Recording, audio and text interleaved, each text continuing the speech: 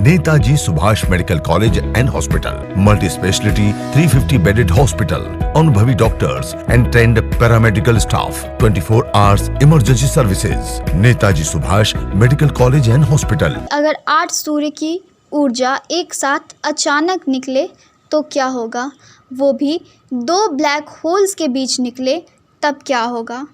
अब तक के देखे गए सबसे बड़े मर्जर से निकलने वाली यह गुरुत्वाकर्षण शॉक वेव है। पिछले साल मई के इस इवेंट के सिग्नल करीब 7 अरब साल चलकर धरती तक पहुँचे और यह इतने मजबूत थे कि इनसे यूएस इटली में लेज़र डिटेक्टर्स में खलबली पैदा हो गई थी।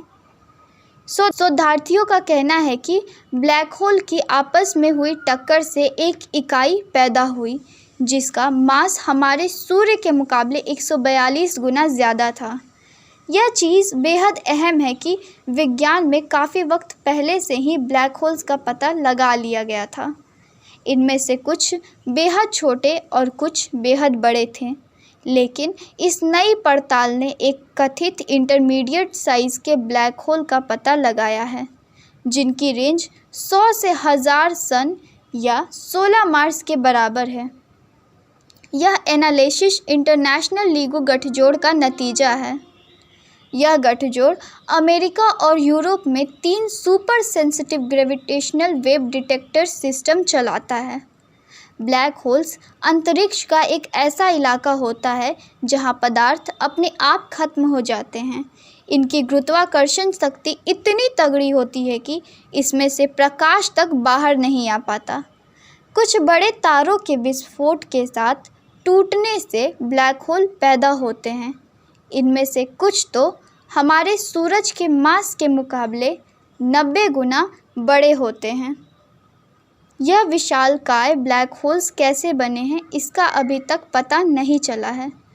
ब्लैक होल का पता उनके अपने इर्द गिर्द की चीज़ों पर ले जाने वाले प्रभाव से पता चलता है। यह जब एक दूसरे से टकराते हैं तो ग्रेविटेशनल वेव पैदा होते हैं। इस गठजोड़ के laser interferometer instrument space time में होने वाले वाइब्रेशन को सुनते हैं। 21 मई 2019 को इन्हें एक तेज़ सिग्नल महसूस हुआ जो कि 1 सेकंड के 10वें हिस्से तक ही टिका था। कंप्यूटर एल्गोरिदम से आपस में टकराए 2 ब्लैक होल्स आखिरी स्टेज के क्षणों का पता चला। इसमें से एक मास सूर्य के मुकाबले 66 गुना बड़ा था और दूसरा सूर्य से 85 गुना बड़ा था। इसकी दूरी 150 अरब लाख करोड़ किलोमीटर के बराबर आंकी गई। फ्रांस की कोटी डी अजूर और जर्बेट्री के प्रोफेसर नेल्सन ने कहा, यह वाकई में चकित करने वाली घटना थी। उन्होंने बताया, यह सिग्नल 7 अरब साल दूर से आया था और इसने धरती पर हमारे डिटेक्टर्स को हिला दिया। Gravitational wave general relativity theory का एक अनुमान है। इन्हें पकड़ने के लिए टेक्नोलॉजी विकसित करने में दशकों का वक्त लगा है। टक्कर जैसी घटनाओं के ज़रिए स्पेस टाइम के ताने दाने में तरंगें पैदा होती हैं। मास के तेज़ी से आगे बढ़ने से वेव पैदा होती हैं जो कि प्रकाश की रफ्तार से फैलती हैं।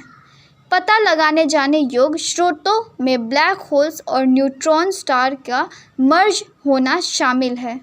लीगो वर्गो लंबी एल शेप वाली टनल्स में लेज़र छोड़ती है।